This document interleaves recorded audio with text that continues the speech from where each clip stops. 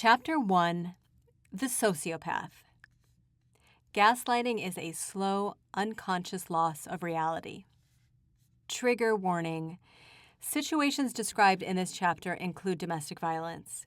It may bring up painful feelings or memories, so please take care of yourself. If you or someone that you know are experiencing domestic violence, help is always available. You can call the National Domestic Abuse Hotline at 1-800-799-7233. The Sociopath. This is usually the point where I stop writing or I walk away. I despise this chapter of my life, and it's the most painful of all. But it lays the foundation for everything that followed. I haven't shared the details of this chapter with many people, not even my family. To this day, I refuse to speak the name of the sociopath. I've worked to erase him from my consciousness as much as possible, even though the scars of his abuse still remain, shaping me in ways I continue working to reverse. But now, it's finally time to share this story. And for the purpose of this book, I'll call him Jack, short for jackass. Earlier, I mentioned a precious time in my life when everything felt perfectly aligned. Imagine this with me. I'm in that golden moment. I'm filled with joy, creativity, and purpose, the epitome of health and vitality. I was living the dream I had worked so hard to build, teaching yoga to celebrity clients, traveling the world, leading empowering retreats, writing inspiring books, designing eco-conscious clothing, and developing my children's brand of yoga dolls and toys, as I am kids. I had complete control over my schedule, allowing me to live a life where work, creativity, and adventure blended into each other effortlessly. Each day felt like an opportunity to dive deeper into my passions and share them with the world. In return, incredible opportunities seemed to pour in. TV shows, infomercials, headlining festivals, and product recognition on major networks. Amidst this whirlwind of success and excitement, a woman who regularly took my yoga classes approached me after class one day, and let's call her Tina. She was a gossipy woman, and she always spoke with a whisper, as if she were the giver of everyone's secrets. She wanted to introduce me to a man who, according to her, could help me with business analytics if I ever wanted to open a yoga studio. Her enthusiasm was convincing, and I thought, why not? I was open to new connections, especially if they could potentially benefit my growing business. However, if I could change just one moment of my life, it would be that one. To never have met Jack that day or ever. In hindsight, it's clear that this man's intentions were not as professional as I had been led to believe. He began attending my Thursday night yoga classes, asking to be a guest each week in exchange for his business analysis that, let me remind you, I never actually asked for. But I was generous by nature, especially back then, and I didn't mind letting him attend my classes for free. A bit of goodwill didn't feel like much of a sacrifice. After attending my classes for a few weeks, he began inviting me to dinner afterward. At first, I thought it was just a friendly gesture, perhaps a way to discuss business in a more casual setting. But as the weeks went by, it became apparent that he was pursuing something more. I wasn't attracted to him, not in a physical or emotional way. He wasn't unattractive by any means, but there was something off that I just couldn't put my finger on.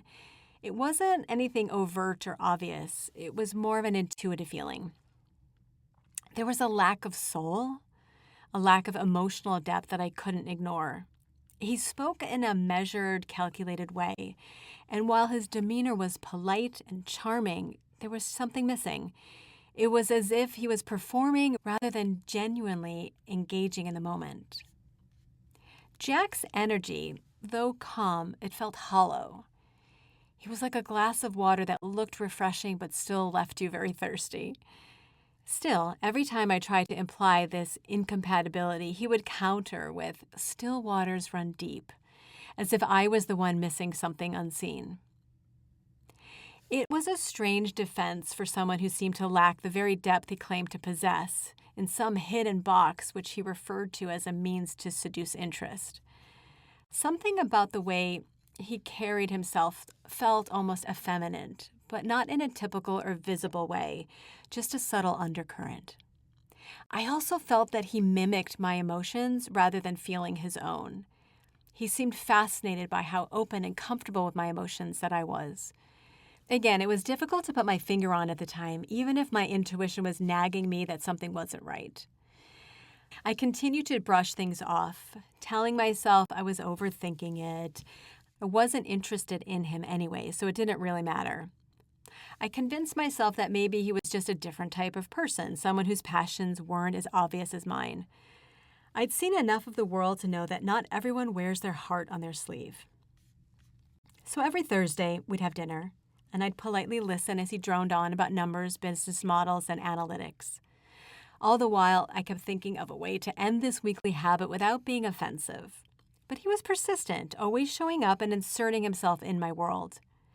I allowed it, in part because I didn't want to appear ungrateful or rude, and Tina had done a really good job of selling how amazing he was and that he could help my business, so that added an element of trust. I was also distracted by the many other exciting things happening in my life. My life was spinning fast, and it was fun. Looking back, I could see that Jack's persistence wasn't about building a professional relationship. It was something else entirely. He was trying to weave himself into my life in a calculated way, under the guise of offering something that he was convincing me that I needed. Little did I know, this seemingly harmless connection was the beginning of a lesson that would destroy my boundaries, my trust, my sanity, and my ability to call out an abuser who didn't have my best interests at heart. Again, I would do anything humanly possible to go back in time and never meet this Jack. My incredible life was still moving at an exhilarating pace, and I had an upcoming surf and yoga retreat in Costa Rica that I was particularly excited about. I was co-leading it with my dear friend Chase, someone I had once dated, and though we had gone our separate ways romantically, I still adored him. He was one of those people who just brought joy into every room. He was kind, fun, spontaneous, and had an infectious love for life. We'd shared many, many laughs, danced ourselves delirious many ecstatic nights, and his energy was magnetic. I often wondered if he was the one who got away, but we had transitioned into great friends and business partners, running our retreats to Costa Rica several times a year. Chase was everything that lights up your spirit, the kind of guy you couldn't help but love. He's tall, sun-kissed skin from years of surfing, the embodiment of adventure and positivity. Instead of holding on to regret, I cherished the relationship we had built. Our partnership on these retreats was effortless, filled with laughter, shared responsibilities, and a mutual love for yoga and the ocean. But then there was Jack. It's hard to say exactly how Jack and I ended up, quote, dating, end quote. The truth is, I don't recall agreeing to it. But one day, Jack simply started implying that we were together. And unfortunately, my easygoing nature kind of went along with it, thinking that I would see how it goes.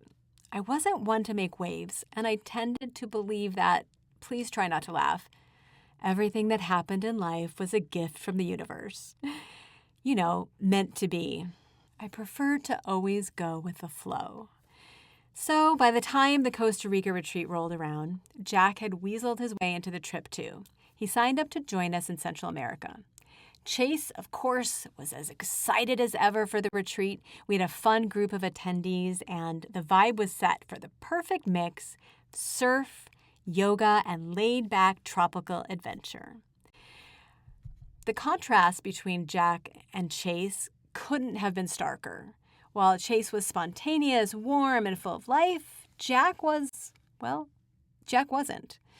Maybe it was his overly calm and controlled demeanor, or the way he carried himself with an air of entitlement, as if he was always assessing things or calculating something in the background. But then, just when you thought he was stale toast, he'd blurt out a hilarious joke, sending the room into stitches. Just really unpredictable. At this point, I still didn't know Jack was a multimillionaire. Not that it mattered much, but I wouldn't have been giving out as many freebies and discounts had I known.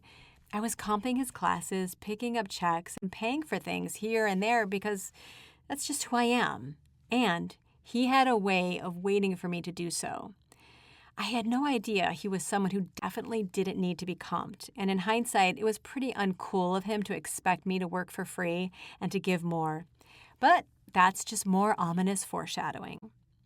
His wealth wasn't something he flaunted overtly, and it hadn't yet dawned on me that his persistent presence in my life might have more to do with control than any genuine connection. As the retreat drew closer, I felt a strange unease about Jack joining us. It wasn't a gut-wrenching feeling, more like a persistent whisper that something wasn't right. I didn't want to tarnish how special my retreats with Chase were, and worried that Jack might sour that. But again, I brushed it off. I figured, what's the worst that could happen? It's just a retreat, and there are plenty of other people on our trip that he can hang out with. It'll be fine. I warned Jack in advance that I would be, quote, working, end quote, and that was my priority, so that he didn't expect me to be on vacation. Little did I know, this retreat would be the beginning of something far more complicated than I could have imagined, and it was only a matter of time before that balance would tip. Tamarindo Tico. It was the fourth night of our retreat in Tamarindo, Costa Rica. Everything was going smoothly. Morning surf, afternoon yoga, golden sunsets that made us all feel like we were living in a dream. Chase, with his infectious, hilarious energy, was the perfect co-host. He kept everyone in high spirits, making sure the retreat had the right balance of fun and relaxation. And that night, most everyone in our group decided to head out to a local bar, which was just about a 4 or 5 minute walk from our hotel. The night was buzzing with a kind of tropical energy that makes everything feel alive, even after the sun goes down. But Jack and I decided to stay in. I wasn't feeling the pull to go out, and honestly, I just wanted a little quiet time. At least that's what I thought. A little after 2 o'clock in the morning, something very strange occurred. Something that had only happened to me 2 other times in my entire life. I woke up abruptly, fully alert. Without any real thought or consideration, I began to get dressed. It was as if I was being pulled by an invisible force, moving with a purpose that wasn't entirely my own. I was in an altered state, as if on autopilot, watching myself as I moved, conscious but not in control, robotic yet deliberate. It was eerie and unsettling. Jack stirred from his sleep after hearing me get dressed. He asked, "What are you doing?" His voice filled with confusion. Understandably so. It was the middle of the night after all. Without missing a beat, I replied, "I'm going out." The words came out so matter-of-factly, so detached, that even I barely registered them. "It's 2:20 in the morning," he pointed out, clearly baffled by my behavior. But I wasn't interested in explaining. I pulled a skirt up my body and started searching for my shoes, entirely focused on my task. And again, as if I were running on some unknown script. Jack, still trying to make sense of the situation, asked, "Do you want me to come with you?" I paused, but only for a second. "If you want to come, come, and if you don't, don't." My voice was void of any emotion or care, as if I was indifferent to whether he followed me or not. That seemed to be enough of an invitation for him because he started getting dressed as well, trying to catch up with me. I didn't think much of it. In my strange, detached state, it didn't really matter to me either way. As we were about to leave the suite, I grabbed the keys to the rental car that were on the kitchen table without even thinking about it. Something was pulling me, and I was just acting it out. "Why are you driving?" Jack asked, his voice tinged with concern. He could sense that something was strange, but he was also strangely following along. Again, my response was robotic. "If you want to come, come, and if you don't, don't." There was no discussion, no negotiation. I didn't even look him in the eyes. I was on a mission, but I didn't even know what that mission was. So Jack followed. I drove the car for the short 42-second drive from the hotel to the bar, where our group had gone earlier that night. It was a very small town, and it was still bustling with energy. Locals, or ticos as they're known, filled the streets, their laughter and Spanish chatter spilling into the warm night air. The bar was alive with music and movement, but our group was nowhere to be seen. I stood there just outside the bar, scanning the crowd, who were completely oblivious to the out-of-body experience that brought me there. We walked into the bar, sitting down at a small open bistro table. Jack went on to order a beer, asking if I wanted anything to drink. I didn't even answer him. I was too busy scanning the bar, looking for any sign of my group. The crowd swirled around us, the music thumping in the background. I had no real reason to be there, no logical explanation for why I had felt the need to leave the comfort of sleep and venture into the night. All I knew was that I wasn't myself, not entirely anyway. Jack also was confused. All of a sudden, I locked eyes with a Tico standing in the corner of the bar, drinking a bottle of beer. He had one foot on a chair while laughing loudly and obnoxiously. Something about him immediately triggered me. I felt my skin and my blood turn hot. My jaw clenched, my eyes squinted, overcome with an outward show of anger at the sight of him. As the heat of anger spread through my body, I became hyper-aware of how I was acting. My entire body language was tense and aggressive, completely out of character for me. For the first time since waking up at 2 a.m., I became fully conscious of my behavior, and I was embarrassed, mortified even, by how out of control I had been acting without even realizing it. In my periphery, I could see Jack watching me, and I grew even more embarrassed by my behavior, enough to snap out of this trance and regain control of myself. Whatever force had drawn me out was now loosening its hold, and suddenly the weight of what had just happened came crashing down. I turned to Jack and I said, "Oh, let's go." He seemed slightly annoyed, holding up his unfinished, half-drunk beer bottle, but he didn't argue with me. And just like that, we got up to leave, heading towards the exit door. I felt a strange mix of relief and confusion. The spell had been broken, but the lingering sense of something unresolved stayed with me. As we walked through the small, sandy parking lot toward the car, yet another something unexpected happened. Right on cue, the rest of my group from the retreat was walking by us from the street, cutting through the parking lot towards the beach. I was instantly relieved, elated actually, very, very happy to see them. I offered them a ride back to the hotel. The group, however, was in high spirits and they wanted to walk along the beach instead, as it was a bright full moon. Everyone except for the one and only man in the group who agreed to take a ride with us. And here's where the oddities began again. Even though I'm not the, quote, mother hen, end quote, type by any means, I felt a sudden and intense urge to insist that the whole group either drive back with me or that the man who chose to join us in the car should walk the group back along the beach. I didn't feel comfortable leaving them to walk back alone, even though it wasn't rational. At that time in Tamarindo, Costa Rica, it was very safe. We walked around at night often without fear for our own safety.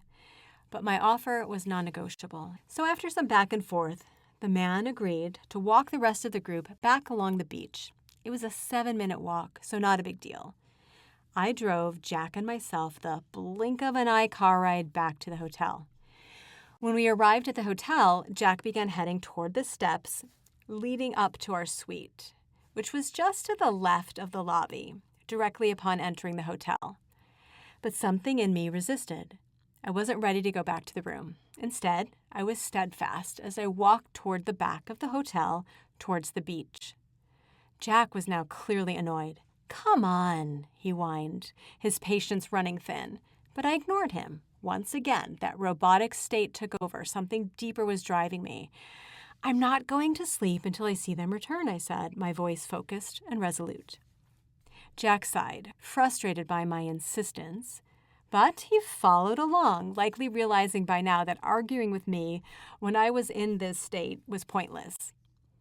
I made my way back toward the beach, determined to see the group's safe return.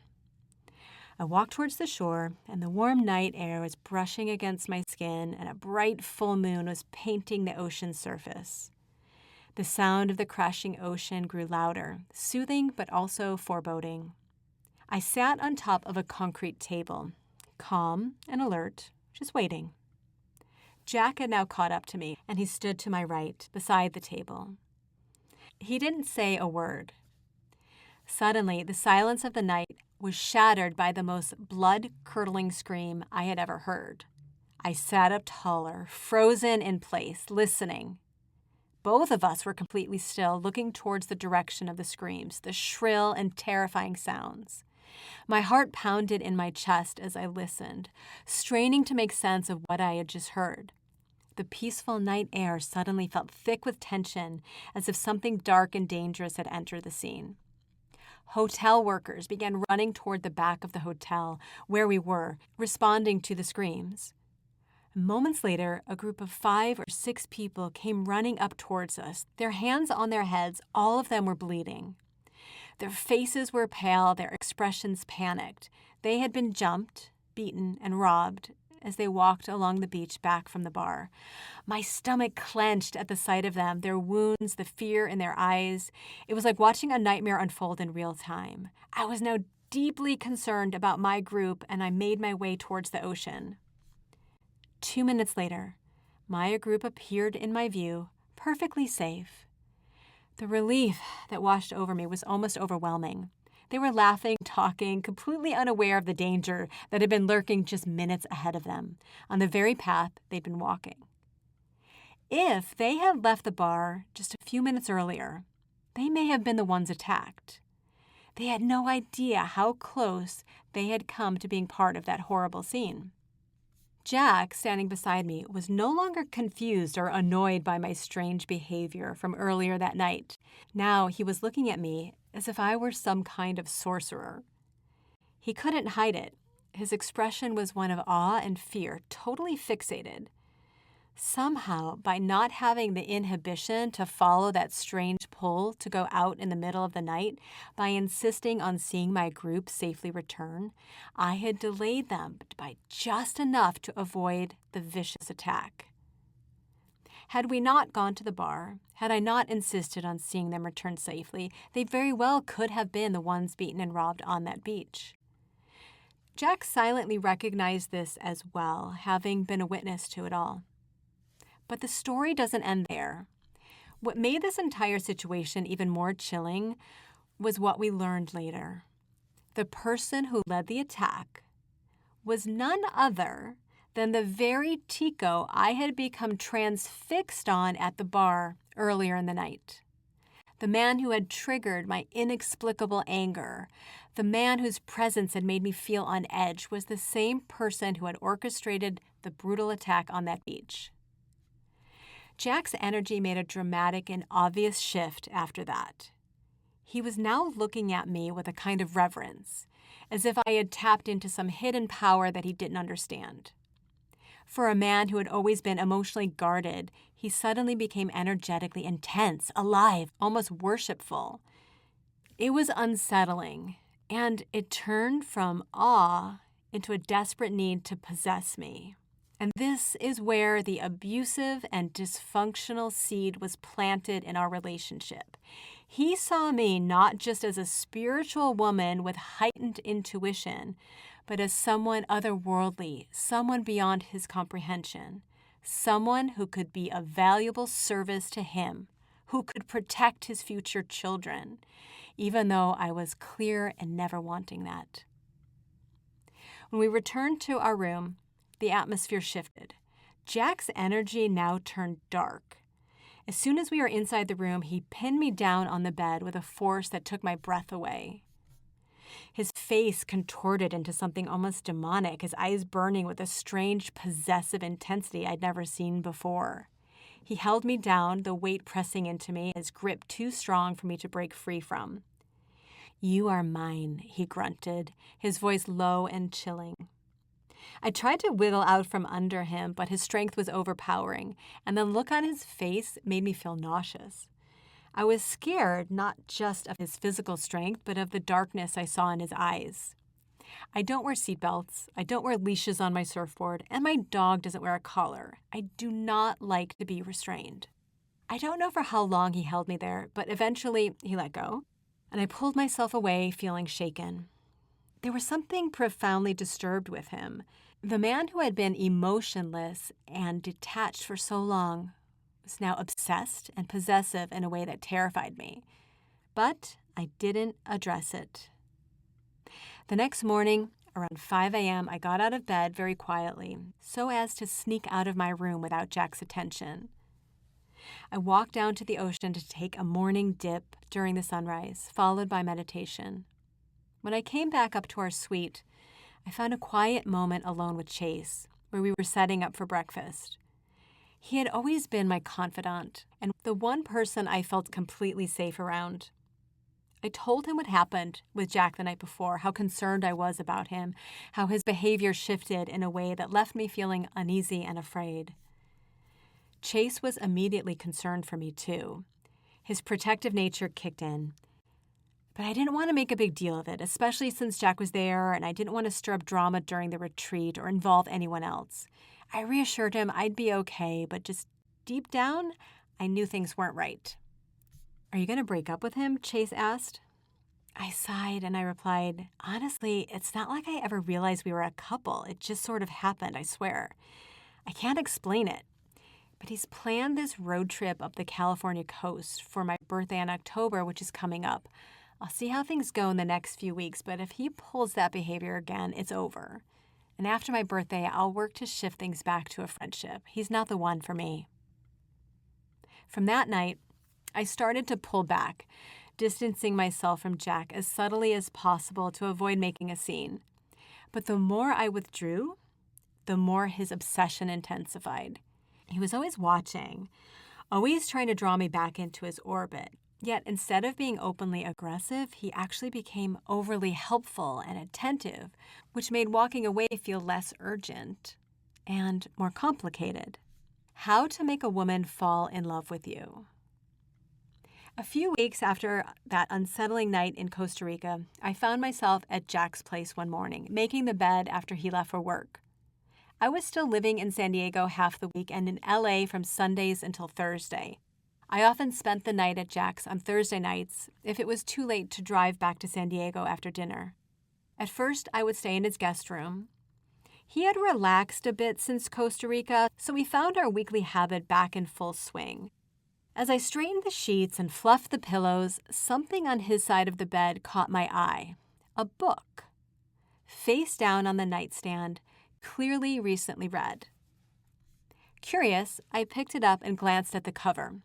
The title made me laugh out loud. How to Make a Woman Fall in Love with You. Was this a joke?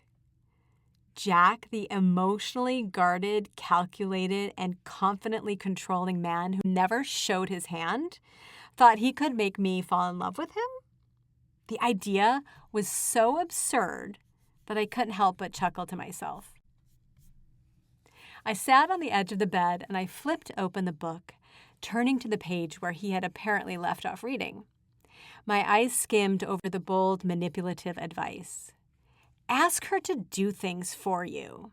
The more energy she invests into you with her actions, the more she will begin to feel invested in the relationship, believing that she is in love with you. I let out another laugh, maybe even a howl. Was this seriously his strategy? Did he think that by asking me to run a few errands or do favors, I'd suddenly become emotionally invested in him? Please. I was far too kind and generous of a person to be manipulated by something as petty as doing favors. I would happily do these things for any of my friends, because kindness was my nature, not a sign of romantic investment. But later that afternoon, Jack called me from work, his voice smooth and casual as ever. "Hey," he said, "I have these shorts that Diane bought me for my birthday, and I need to return them to a store on Rodeo Drive. There's a receipt in the bag." I laughed to myself, and I laughed at myself laughing at myself in the mirror as I spoke to him. Oh, here we go. Was this his way of testing the waters? Did he think this little errand would somehow pull me deeper into his hypnotic web? I was almost amused at how transparent the whole thing felt after reading that ridiculous book. But in my usual easygoing way, I agreed. "Sure," I said. "Get over yourself, Jack. This doesn't mean what you think," is what I really thought. So I returned the shorts for him. It was a simple enough task. As I said already, I would have done it for any friend. But as the weeks went by, I noticed that Jack had begun to develop a pattern, a list, really, of things he would ask me to do for him. Small favors here and there. He was in the process of building a house nearby, and suddenly I was helping him manage little errands, making calls, running around town, even paying for his services, which he always said that he would pay me back for. However, that never happened. He was trying to tip the scales of power in his direction, and I sadly was not previously aware of these kinds of manipulative mental and emotional games and tactics, and I had walked directly into a very dangerous trap. Jack began to dangle the idea of a future together like some shiny lure, even though it was not even what I wanted. I was starting to lose control of what I wanted, but I wasn't aware of it yet. These new behaviors weren't unpleasant yet, simply atypical habits and new experiences. So my internal alarms were not sounding. However, this was only the beginning. The cat had officially jumped out of the bag. Jack was a multimillionaire. He had been hiding it well at first, but now that I knew, he wasn't shy about suggesting a life of luxury, extravagant trips, endless opportunities, investing in my business, even the idea of marriage. He dropped these hints casually, as if trying to nudge me closer and closer to a life with him that I wasn't sure I wanted. The problem was, I started to feel as if I was an outsider watching myself growing invested in this relationship. Yes, Jack was handsome, successful, adventurous, and yes, he had wealth, but there was something missing, something essential that I still couldn't put my finger on. His lack of passion was different than what I was used to. It was as though Jack was playing a game, and in hindsight, I can tell you that 100% he was. I had become a reluctant participant without even realizing it, and before I knew it, I had become Pavlov's dog. I can see the strategy now, the way he was trying to build a sense of obligation, of emotional investment through small, seemingly innocuous requests. But when I questioned it, he turned into Mr. Nice Guy, sweet and kind, which dismissed and distracted my concerns. Jack's tactics were working, but I didn't realize it soon enough. I initially stayed because I was trying to find the right time to break things off without losing a friendship, which I did enjoy. I was now staying out of habit and mind control. I wasn't the woman Jack thought he could mold into the perfectly submissive partner. I was strong and I had a fiercely independent spirit. I wasn't falling in love with him because of love. I was led to believe that I was falling in love with him through his carefully calculated tactics. Each time I returned home to San Diego, I would slowly slip back into my natural rhythm and habits. But the mind games were taking their toll. In the bigger picture, I was losing ground, even though there were these moments of recovery. Jack thought he could make me fall in love with him, but what he didn't realize was that love isn't something you can manufacture through manipulation or favors. It's something deeper, something real. Jack was a sociopath, so he could not understand this. He also didn't realize that he was about to unleash the strongest force in our universe through his manipulation, and I do not advise anyone to incite love if their intentions are not loving. There was a man named Jay who I really liked in Encinitas, where I lived. We met at a weekly drum circle on the beach, where he played 2 large djembes. I danced. He was cool, sexy, kind, a surfer, and very handsome. Our feelings towards each other were growing mutual, which was exciting. Jack, sensing my growing distance and connection with Jay when I was away, started to up the ante, and quickly. This is when the emotional abuse began. After a loving and wonderful visit with Jack, filled with warmth and kindness, we would say our goodbyes for a few days. But just hours later, he would fabricate an extreme issue out of nowhere.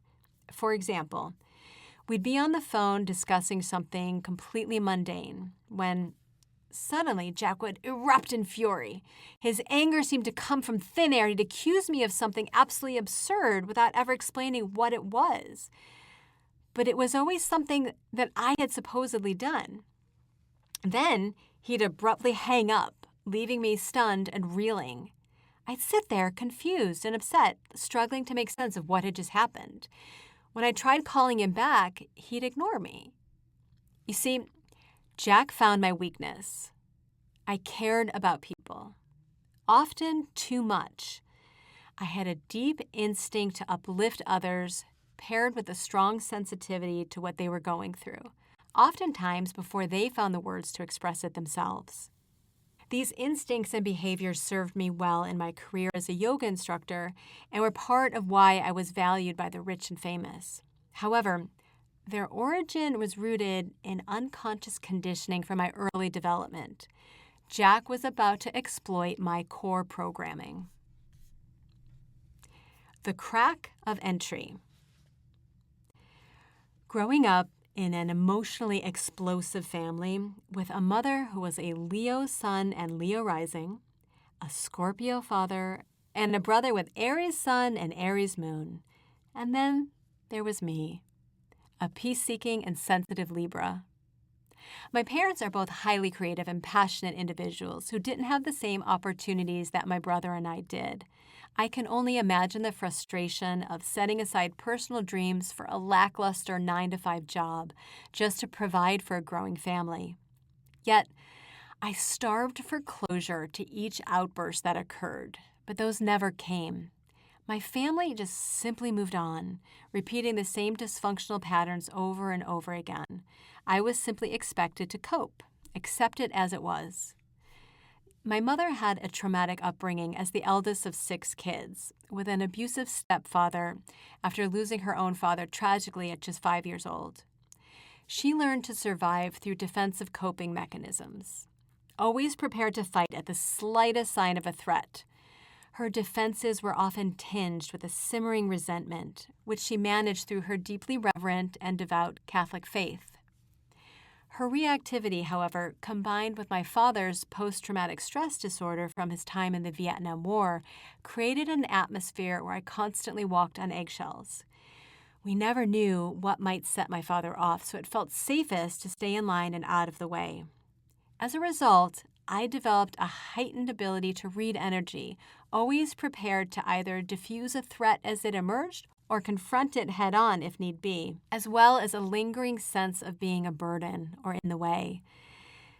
I felt a constant need to make things better. Despite all of this, deep down, a true and powerful love connected us all. We were good people who wanted the best for each other.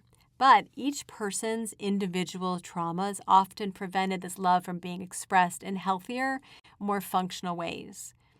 Without consciousness, love can feel overwhelming, which can lead to a need to control it. Like many families, we simply needed more space for consciousness. I wanted to ease my parents' burdens, often making efforts to lift everyone's spirits. Alongside these family dynamics, I excelled greatly in athletics and music. I became first violin when only in 4th grade. I played varsity soccer when only in junior high.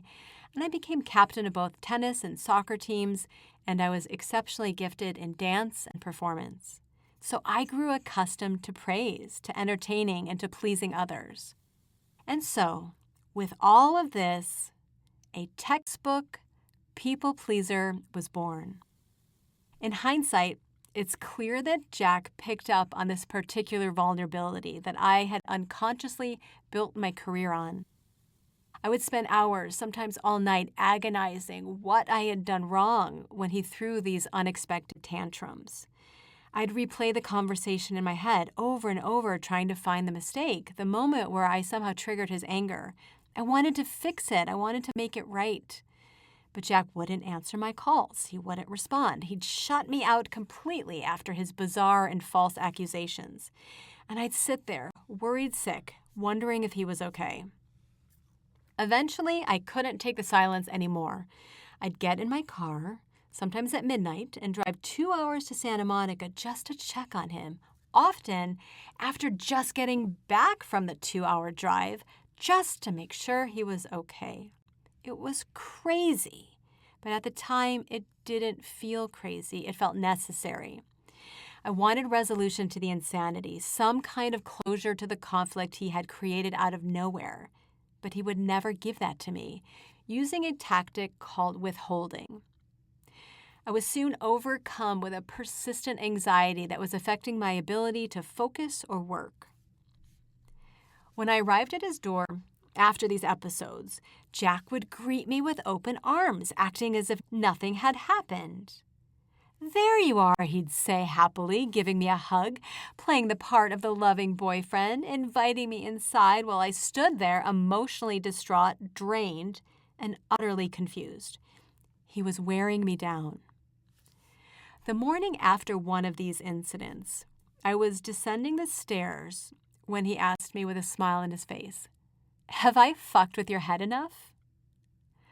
I was confused and clearly insulted. I asked him what he meant. He quickly deflected afterwards, denying having said what I knew that I had heard, instead jokingly and playfully blaming me for daring to ask something so ridiculous. The gaslighting had now begun. But again, I was too confused, too kind, and too uninformed to know how dangerous the situation was. If I was in my right mind, and if Jack wasn't playing Mr. Loving 90% of the time mixed with Mr. Gaslighting Abuser 10% of the time, I would not have been so misled. I promise you that I would have walked away. However, there is a pattern to this kind of intentional abuse.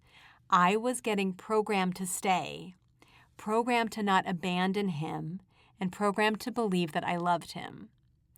I was under the influence of his mental and emotional manipulation, and there's absolutely no way for me to explain this to someone else, as only experiencing it for yourself would truly suffice, which I do not wish upon anyone. I know that I sound weak and gullible, and this is one of the reasons that I have not spoken to anyone about what happened during this time in my life or about Jack. People just think that I changed, that I had a bad breakup and I didn't recover, but they don't know why, or they don't know the extent of the abuse that I endured. I'll be honest, if I had witnessed someone else in the same situation I was in, I probably would have thought, why didn't they just leave? But believe me when I say it's not that simple. Looking back now, it's hard to believe how I got sucked into Jack's twisted web. On the surface, I had always believed that I was a strong, independent woman and a natural leader. Somehow, well, we know how, Jack had begun to carefully dismantle everything I thought I knew about myself. Soon, I became the caged canary, dependent on Jack for all aspects of survival. Once the strong, beautiful, wild, free bird he desired for its untamed, pure spirit, now trapped, weak, and broken.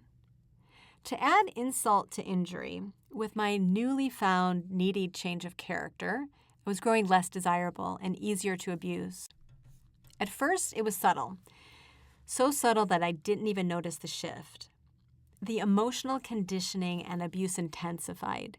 Jack would withdraw suddenly, right after our most loving moments, when I was the most vulnerable. And when he did this, it felt like the oxygen was taken out of the atmosphere. I couldn't breathe. This time, he was clear in what he wanted. "Move to Los Angeles or I will withdraw from you," he said. If only I had realized that that threat would have saved my life, my sanity, and my spirit. It was such an insidious ultimatum. He wasn't asking me to move to LA because he loved me and he wanted to build a future together. He was using it as a weapon, a threat. And somehow he had habituated himself in my life so deeply that the idea of him withdrawing, of losing him, felt like the ultimate punishment.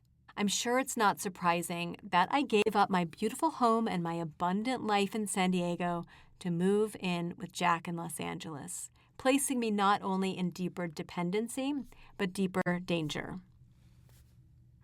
The stress of this relationship began to take a serious toll on me. I was losing weight, and without realizing it, I was slowly becoming a version of myself I didn't even recognize. A subservient woman catering to the whims of a man who seemed to oscillate between affection and cruelty. At one point, when we had first met, I had told Jack about how special my birthdays had always been. They were spiritual, magical, and often filled with profound synchronicities. I usually traveled on a solo trip during that time. But in Jack's domineering fashion, he insisted on controlling this year's birthday festivities. I had also shared with him that on 2 past birthday trips, I experienced thunderstorms and lightning at the exact minute of my birth, 1:30 a.m., which had felt magical given the unique circumstances of where and how they had happened. He prodded me in a derogatory fashion. I want to see some thunderstorms. The coast of Cali. Jack was insinuating that he thought I was a little crazy, but the idea clearly piqued his interest at the same time, especially after what had happened in Costa Rica. I asked him not to put energy into what I had shared with him. I didn't want to tarnish any previously special occurrences. He brushed it off, smugly reminding me that he had checked the weather reports and there's absolutely no chance of rain during our trip. Whatever, I thought. I wasn't expecting it to happen again. He didn't get it. I was just sharing something that had happened in my past. There's no need to hold me to it, let alone mock my spiritual experiences. My birthday trip up the coast of California included a few days in San Luis Obispo, 2 nights at Esalen, and a couple nights in Monterey. It should have been idyllic. The scenery was beautiful, the air was fresh, and on the surface, the trip seemed like the perfect way to celebrate another year of life. But the emotional roller coaster never seemed to end. Jack's personality shifted constantly, from being a gentleman, kind and attentive, to being withdrawn and then cruel. The swings were exhausting, leaving me in a constant state of confusion. But he had figured out that this was how I was motivated in my primary relationships with my parents. And worse yet, that it pulled me in, because I felt compelled to fix things. I now know that his abuse was intentional, and it was on this trip that I fully lost myself. I actually began to believe, although I know now that it was brainwashing, that I was head over heels in love with him. The first day of the trip was beautiful, leading up to my birthday night. We went for a hike, soaked in mineral hot springs, had massages, and had reservations for dinner at the hotel restaurant. Everything was lovely, and for once, Jack seemed genuinely engaged and warm. Maybe the relationship was finally past all the bumps in the road, I hoped. At dinner, our waiter's name was Paul. He took good care of us throughout the evening. As we finished the main course, Jack started asking me serious questions about marriage and what kind of life I wanted and the type of staff I'd like at our home, housekeepers, nannies, chefs.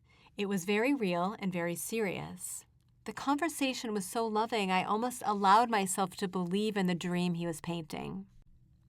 And just then, as I was feeling safe and wrapped in the warmth of the moment, Paul returned to our table asking, "May I get you anything else?" And without batting an eyelid, Jack answered point blank, "How about a blonde? I'm done with her," while motioning towards me. Time seemed to stop. I stared at him, the words hanging in the air like a slap. Paul looked visibly flustered and quickly walked away, clearly unsure of how to respond. I turned to Jack, appalled. "What did you just say?" I asked him. He feigned completely innocent, not missing a beat, responding in the sweetest kindness and most concerned voice. "What, honey, what's wrong? What, would you like some more wine?" I then repeated to him what he had just said to the waiter, to which he acted deeply offended. "What are you talking about? Are you okay? Why would you say something so absurd?"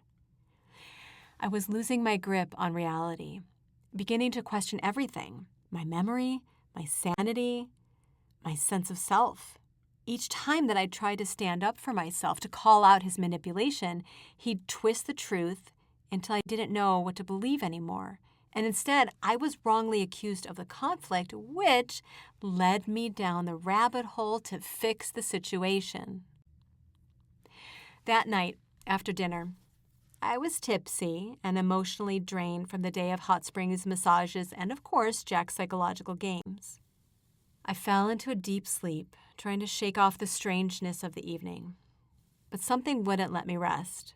I was jolted awake by the sudden, violent crack of thunder. Lightning lit up the sky outside our window, bright and powerful. I glanced at the digital clock, 1:30 a.m. It was the exact time of my birth. Happy birthday, I thought to myself.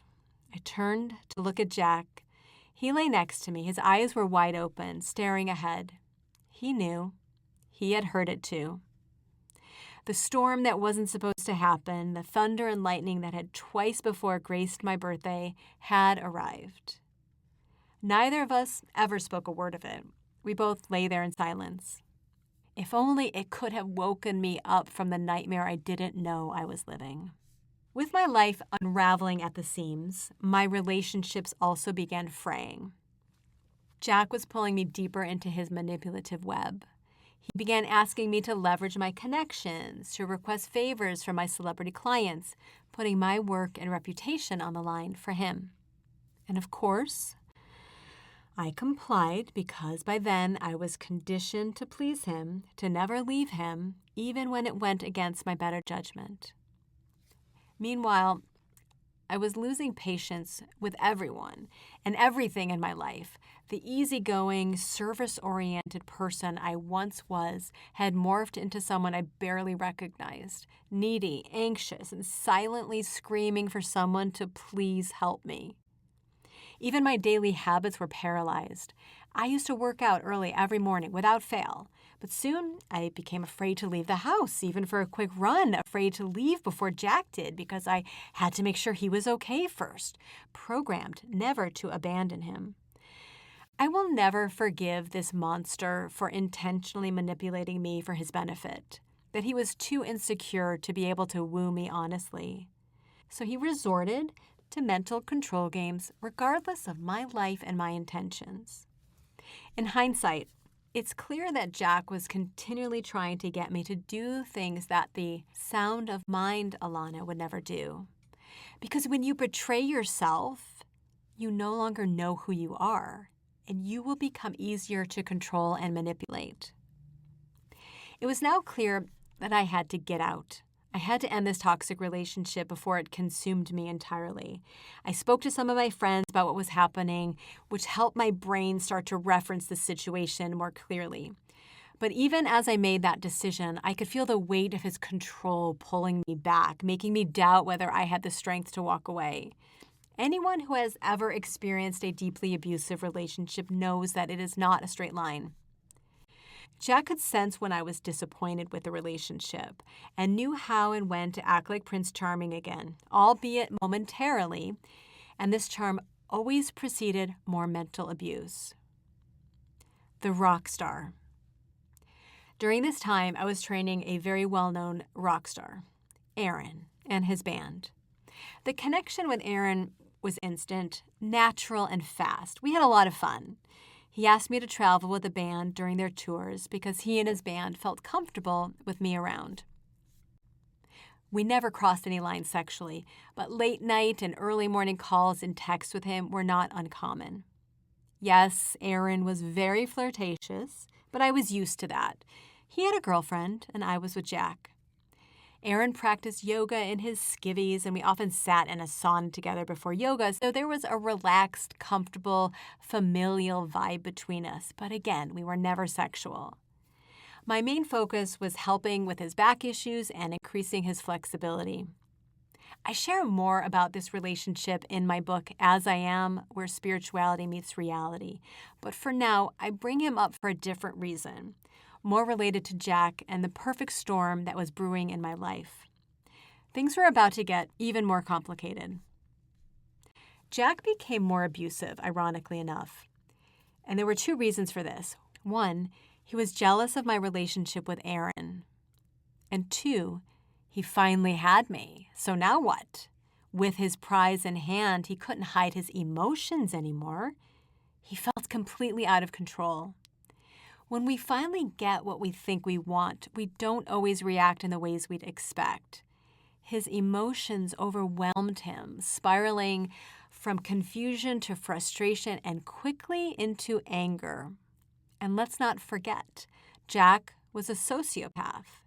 Emotions are not their strong suit whatsoever. Control is. In fact, emotions are a threat to sociopaths. I had unwittingly entered the most dangerous zone of all, the point where desire turns to resentment. Jealous Jack. For the sake of telling this story more smoothly, I've condensed the dialogue in the next section into one instance, even though some occurred over separate instances. One afternoon, I was soaking in a bath, trying to unwind and relax. My phone was just outside the bathroom in the master bedroom on the night table. This was back when we didn't have passwords or Face ID on our phones, so I left it out without a second thought. An old Motorola flip phone, to be precise. At one point, I heard the notification of a text come in, but I didn't think much of it. I was relaxing after all, and I didn't have anything to hide. However, Jack didn't ignore it, unbeknownst to me. He opened my phone and read the incoming message, and only God knows what else. By the time I got out of the bath, dressed, and checked my phone, I saw that the text was from Aaron. It was flirtatious, mentioning spending the day together, and immediately I assumed he sent it by accident, thinking he was texting his girlfriend. So I replied to Aaron, asking if that message was meant for her instead. Again, I didn't think twice about it, and I went downstairs. When I reached the living room, I was hit with an entirely different scene. Jack was pacing, face red, seething with rage. Before I could get a word in, he exploded, screaming about the text about Aaron and then spiraling into random hurtful attacks. "Why did you go to such a shitty school?" he yelled, as if that had anything to do with the current situation. He went on, increasing in nonsensical rage, comparing me to other yoga teachers. Susie went to Vanderbilt and Katie's from the Kennedy family. It was like he was pulling out every insecurity he could find to make me feel small, to make me feel worthless, to hurt me. I tried to explain, telling him that the text was clearly a mistake, that it wasn't meant for me, and I showed him the text that I had sent to Aaron asking if it was an error, but he didn't care. And Aaron didn't respond to that clarification text, which would have de-escalated the incident. Instead, Aaron's lack of response only exasperated it. In fact, Aaron never responded to that text. Jack kept coming at me, louder, more furious with every word. As he screamed, I raised my hands defensively in front of my face, pleading for him to stop. But that only enraged him further. He grabbed my wrists, forcefully snapping them outwards with so much force that I felt my left wrist snap. The pain shot through me like a lightning bolt, and I cried out, crumbling to the floor. The realization hit me once and for all. This wasn't just a fight. This wasn't just Jack's anger getting the better of him. He had hurt me. He had physically hurt me. And in that moment, something broke inside me along with my wrist.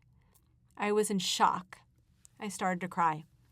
Jack ran out of the house, leaving me with a throbbing, swollen wrist. I ran straight to the freezer, grabbed some ice to wrap around it. My mind was spinning, but one thought was clear. I needed to get out, and now. I couldn't stay any longer. I went upstairs. I began packing, moving very quickly, trying to gather all of my essentials, my computer, jewelry, personal items.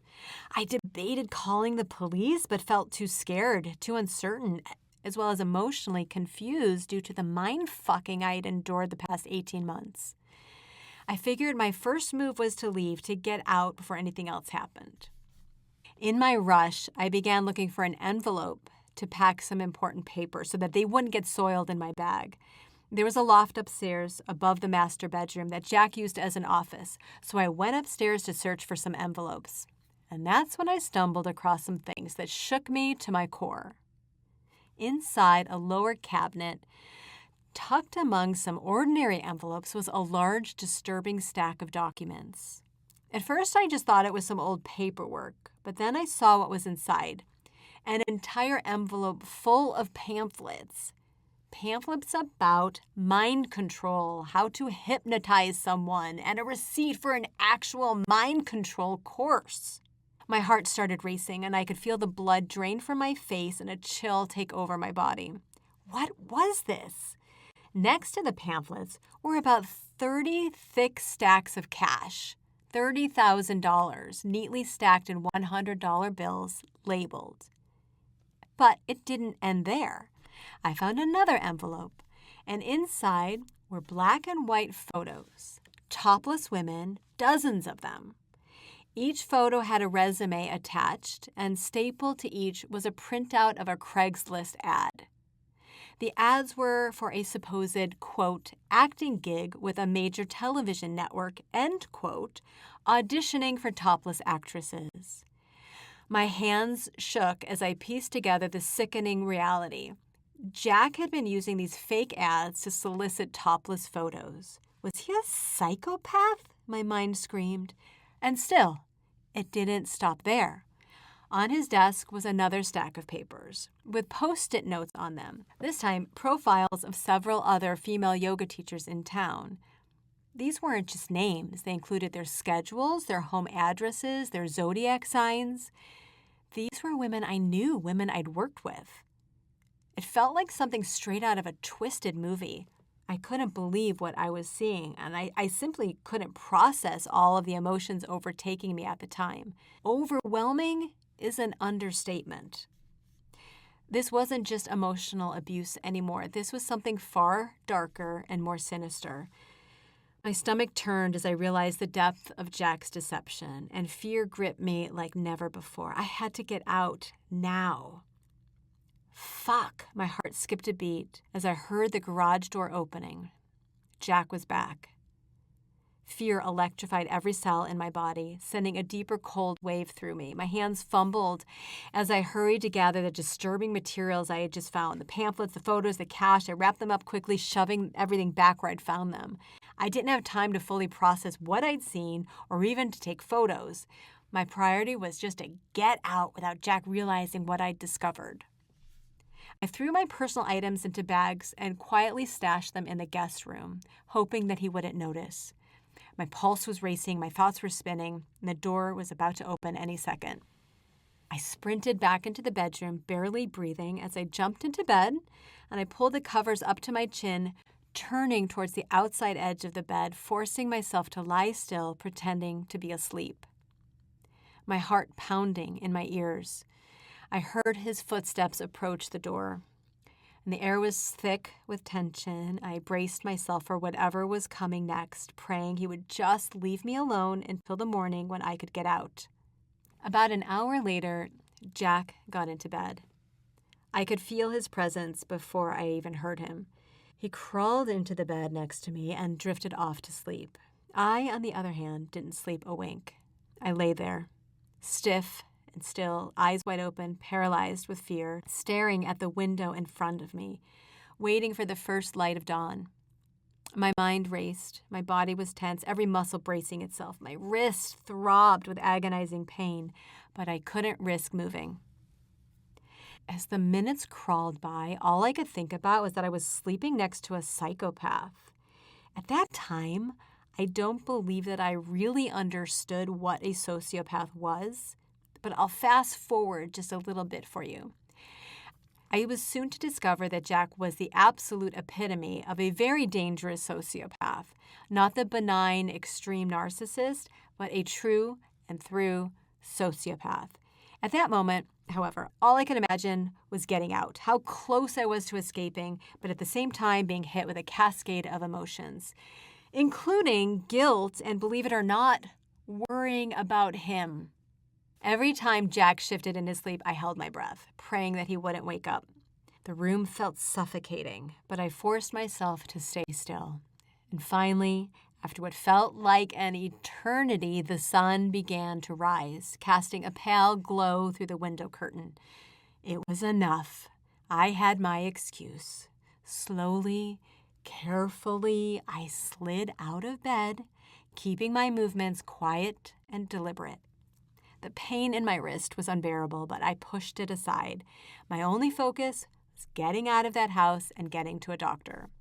Getting out before long. I made 3 slow, tiptoeing trips up and down the stairs, carefully retrieving my bags from the guest room, loading whatever I could into my car.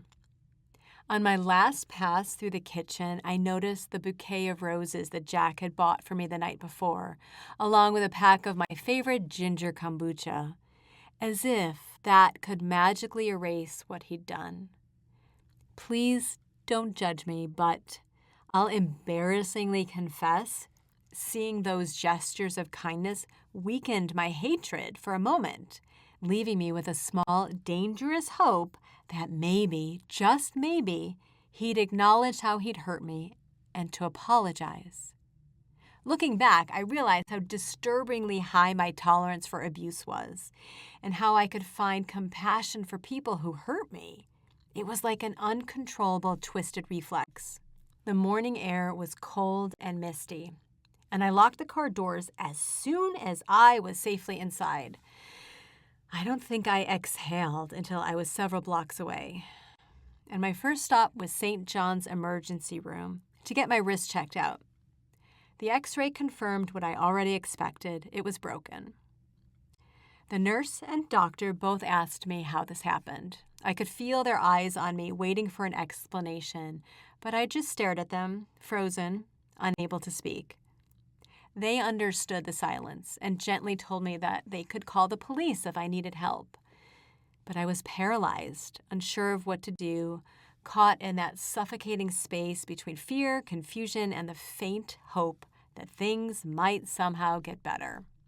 I had given up my home in San Diego, moved to Los Angeles, and now I found myself as the victim of domestic violence with nowhere to go.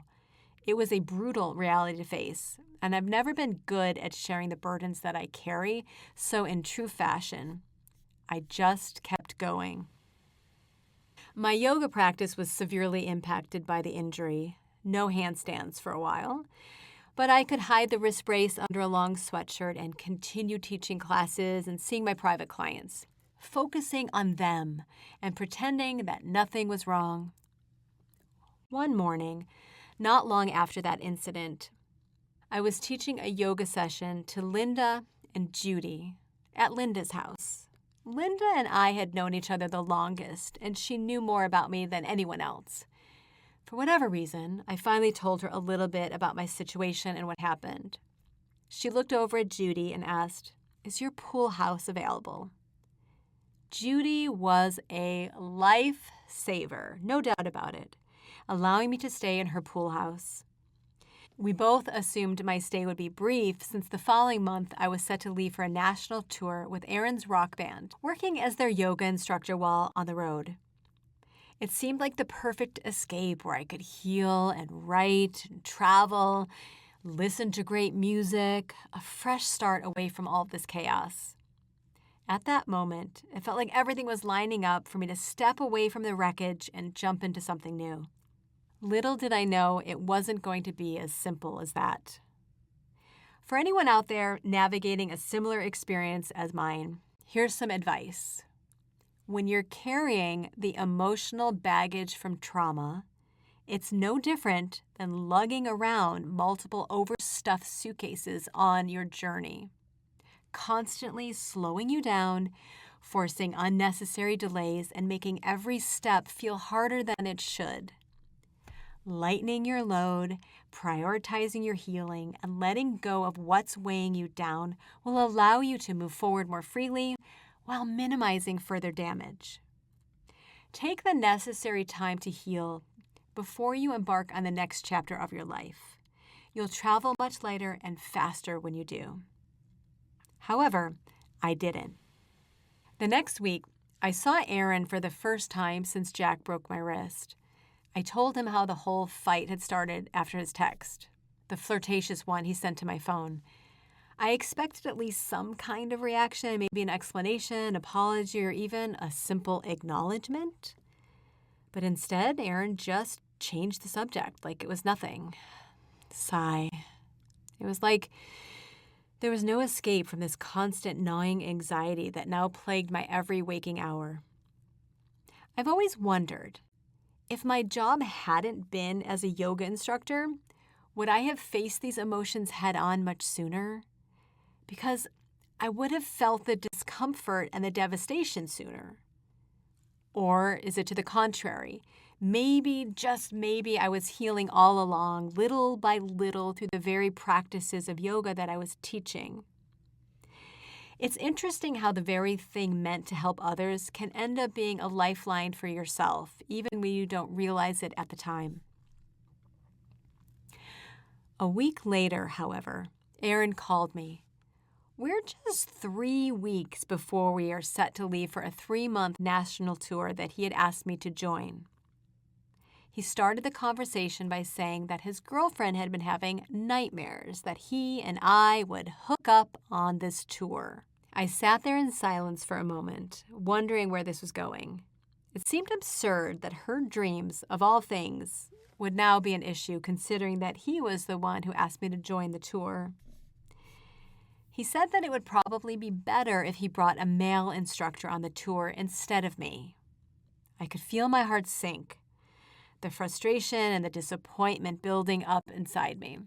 After everything I had already been through, the emotional manipulation, the betrayal, the abuse, and now this, I was being cast aside because of someone else's insecurities. I wasn't even attracted to Aaron in a sexual way. There wasn't anything to worry about. But I tried to be understanding, even though the disappointment was devastating for personal reasons. I told him, hey, if she's the one and you feel like me being there might complicate things, then do what you need to do. But if it's just her insecurities, I hope that you can stick to our agreement, because I was really depending on this to get away. And even as I said it, I could feel my world shifting under my feet yet again. Life-saving pool house. Judy had worked in the music industry for most of her career, and every month she organized these incredible living room live music events featuring iconic acts performing right there in her home. It was surreal. Legendary musicians, intimate setting. I had the chance to meet some of the greats, including Mick Jagger. One event, after bonding with the band, I ended up practicing some yoga poses on the piano while Boyz II Men serenaded the room. The experiences I had while living in Judy's pool house were nothing short of epic, and a welcome reminder of the magic that still existed even in the midst of my personal chaos and pain. However, it kept me from fully digesting what had occurred. I was still partially brainwashed, thinking Jack would apologize and that things would get better with him. I would still drive by his place out of habit and programming. But at least I was now able to recognize those thoughts and actions as being brainwashed when they occurred. When I wasn't caught up in distractions, I crumbled into a weepy, desperate shell of who I once was. I'll admit that I would send Jack these long emotional texts begging for an apology, for some kind of closure, for healing, for clarity. I pleaded with him not to let my life be destroyed by the twisted situations he had orchestrated. Yet I couldn't seem to break free from the grip of it from him. All I wanted was for him to acknowledge the pain he had caused, to fix what he had shattered inside of me, to release me. Other people advised me that begging someone like him for anything was a losing game, but I just couldn't hear anyone, unfortunately, as right as they were. I was still programmed to protect him, even if my emotions were twisted inside out. Time to call out the abuse, maybe. Since the tour with Aaron and the band was off, I decided to get my massage table back from Jack so I could start earning some money. He had given all of my belongings away to his housekeeper, but the table had been my gift to the house, and after everything that happened, I wanted it back. Jack, being the prick he is, refused to drop it off anywhere. Every time I asked, he insisted that I come pick it up myself, which I did not want to do.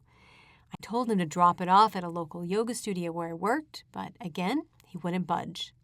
Every conversation ended the same, him refusing to cooperate and me left annoyed. One morning, after a morning walk with my friend Lizzie, where I hashed out my feelings for 2 hours, bless her heart, she encouraged me to report the domestic violence incident to the police. I finally felt clear and empowered enough to take action and report it. Around 8 a.m. the same morning, I called the police to file the report. It was a nerve-wracking call, and I hung up twice before following through, but I knew it had to be done. I explained my situation to the officer and then asked him what would happen next. He calmly explained that they would send someone to talk to Jack about the incident and that I would need to come to the station to give a full report. I hung up, feeling a strange mix of relief, embarrassment, and anxiety, not knowing what would unfold from there. But I made my way to the station shortly after.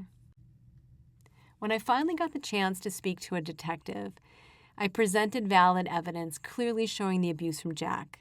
As we continued to talk, more sinister details about Jack's past began to unravel. It turned out Jack wasn't just your average guy with anger and control issues. He was a convicted felon. He had spent 4 years in federal prison for masterminding one of the country's most notorious fraud scams. Jack was arrested for manufacturing fake ATM cards, stealing millions of dollars from unsuspecting people at ATMs across the country.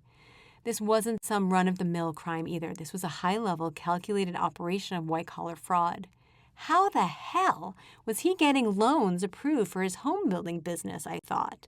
Here was a guy who stole millions from ATM card fraud, and yet somehow he'd managed to rebuild his life, gain trust from financial institutions, and secure substantial loans to fund his luxurious construction projects. It boggled my mind. Clearly, Jack was a master manipulator, not just in his personal life, but professionally as well. All of his manipulative tendencies suddenly made sense. This was someone who thrived on fraud, control, and creating illusions, whether it was with millions of dollars or it was with people's emotions. He knew how to play the system, how to put on a front that made him look trustworthy, maybe even charming, to bankers, contractors, and investors alike. The shock of learning that I had been entangled with someone who had already been convicted of a federal crime hit me like a ton of bricks. The fact that I had been so close to someone capable of such criminal behavior made me question everything I thought I knew about everyone around me. So I told the detective everything I had uncovered in Jack's office, the stacks of cash, $30,000 neatly piled in $100 bills, the bizarre pamphlets on mind control, the receipts from hypnosis courses, and the most disturbing of all, an entire folder filled with topless photos of women gathered by Jack as he posed as a film producer looking for actresses willing to do topless scenes. My stomach churned as I recounted it all, but that wasn't the end of it. I also told the detective about the files I found on local yoga teachers, women who I personally knew. There were detailed notes on their schedules, their addresses, zodiac signs, as if he was systematically gathering information for only God knows what. Jack must be stalking them, obsessing over their routines just as he had done with me. It was fucking creepy. The detective listened intently, occasionally nodding, but I could tell that the gravity of what I was sharing didn't seem to faze him. His expression remained calm, as if this was just another day at the office.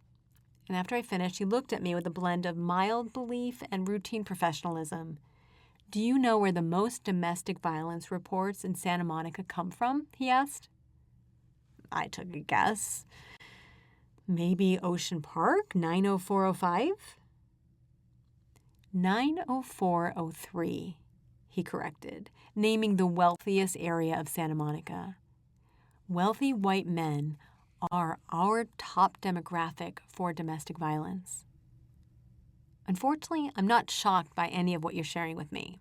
Now get out of here and get your life back together, he said. His response landed hard. It was a bitter reminder that this wasn't some anomaly or exception.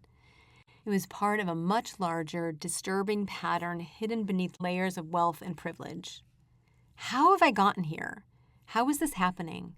I didn't even like this guy, remember? And yet here I was, my life in tatters, unable to recognize the person I'd become. And that's when the full weight of it hit me. Jack never cared. Not one bit. He didn't care that he had systematically torn apart my life in his attempt to mold me into his version of, quote, the perfect little woman, end quote. He saw my vulnerabilities, my traumas, and instead of nurturing or respecting me, he exploited me. I was trapped in a reality that I rarely had compassion for in other women, and I couldn't expect others to have any for me. I firmly believe that only those who have been victims of a narcissist or a sociopath can quickly recognize them in others, even when no one else can. It's like having experienced a vampire, I suppose. Once you've been bitten by one, you'll see them everywhere. Naturally, once I was no longer considered perfect and selflessly attentive to everyone else's needs and beginning to have bigger personal issues, I became of little use to the people in my life. The moment I needed support, everyone disappeared. No one seemed to care about what I was going through. I was a people pleaser, not a pleased by people. So to protect my job and livelihood, I buried those feelings deep inside. But as the saying goes, what you resist will persist. Eventually, those suppressed traumas surfaced with such force that they spiraled out of my control and even made international news headlines. You'll read more about that in Chapter 7, The 22. These few stories barely scratch the surface to the abuse I endured from Jack's deliberate emotional and mental hijacking and the dismantling of my self-protective mechanisms. His calculated manipulation tore down the emotional defenses that we all need to protect ourselves, leaving me vulnerable in ways I never imagined possible. Maybe someday I will have the courage to tell some of the worst events, but not today. Since those incidents with Jack, I've made it a point never to speak his name again or allow him any space in my mind. Oh, before I move on to the next social outcast, I should mention that I did eventually call that waiter in San Luis Obispo, years after Jack had asked him for a blonde during our dinner, only to deny it to me right after.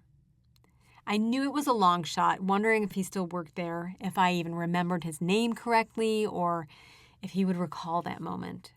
But making that call turned out to be one of the most pivotal steps in my healing journey. As fate would have it, Paul was still working there, and yes, I had remembered his name correctly. Not only that, he vividly remembered the incident, admitted that he had thought about me many times over the years, feeling sorry for what Jack had said. Paul even confirmed that I hadn't imagined any of it, as well as apologizing for my experience with empathy. That validation felt like the missing piece I needed to finally trust my reality again after so much gaslighting and psychological abuse. The fog was lifting, and I was determined to see clearly once more. But the lingering question remained: how do you explain this to people who can only see the surface? The next victim.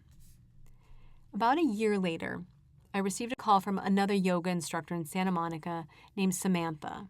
She was very, very distraught and, as she put it, suicidal. She had been dating Jack for the past 9 months, and in just that brief conversation, she described the same emotional and mental abuse I had endured. It was eerie hearing someone else recount the exact manipulation tactics I knew all too well, confirming that Jack hadn't changed and was continuing to wreak havoc on people's emotions and mental states of mind. For 3 months, I called Samantha nearly every morning, trying to keep her spirits up as I was concerned about her, and I knew all too well how challenging it was for people to believe what we had been through. She wasn't as strong as I was, and it was clear she was emotionally unraveling under the weight of Jack's manipulation. But I made one condition clear to her. If we were to communicate, she had to promise never to mention anything about me, where I was, what I shared, where I lived, any part of my life, to Jack. She agreed, and I believed that she understood how important that boundary was to me. However, at the 3-month mark, Samantha betrayed my trust and told Jack things that I had shared with her. What followed was both bizarre and unsettling. In retaliation for my communication with her, Jack, who had always projected a carefully controlled, albeit toxic persona, revealed a side of him I wouldn't have anticipated.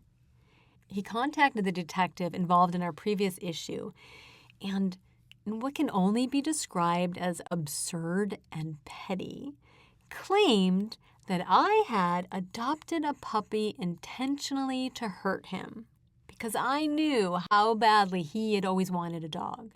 I mean, seriously? That just screamed insanity. After that, I knew I couldn't trust Samantha. I told her I needed to protect my peace, asking her to respect my boundaries as I wished her well. She moved out of town shortly after, and to this day, I have no idea where she is or how she's doing mentally.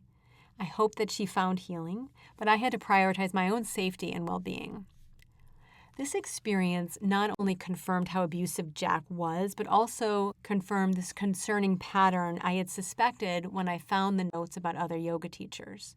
He specifically sought out yoga instructors. Knowing this gave me a clearer picture of his predatory nature. I was not wrong in how I responded to him.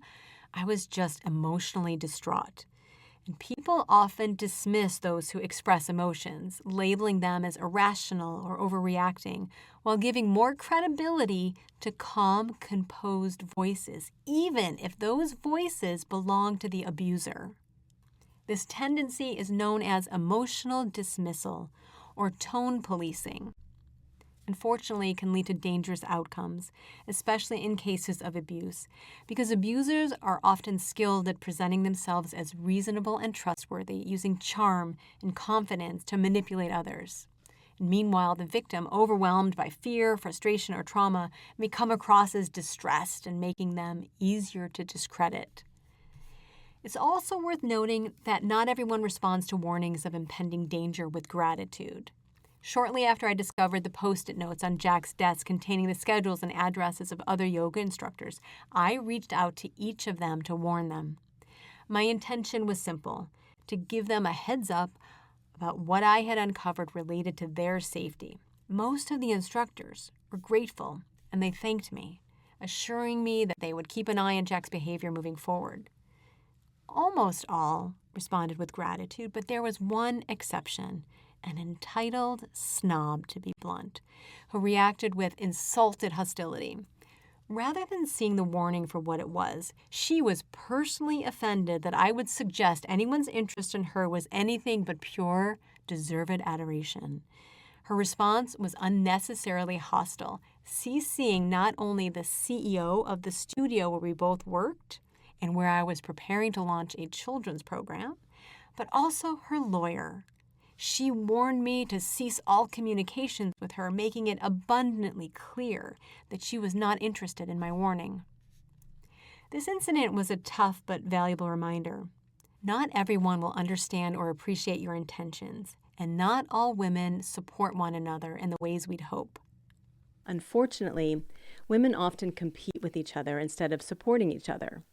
Society has conditioned many women to seek status and security through relationships, which can therefore foster competition rather than mutual support. This can make it harder for women to genuinely uplift and support each other.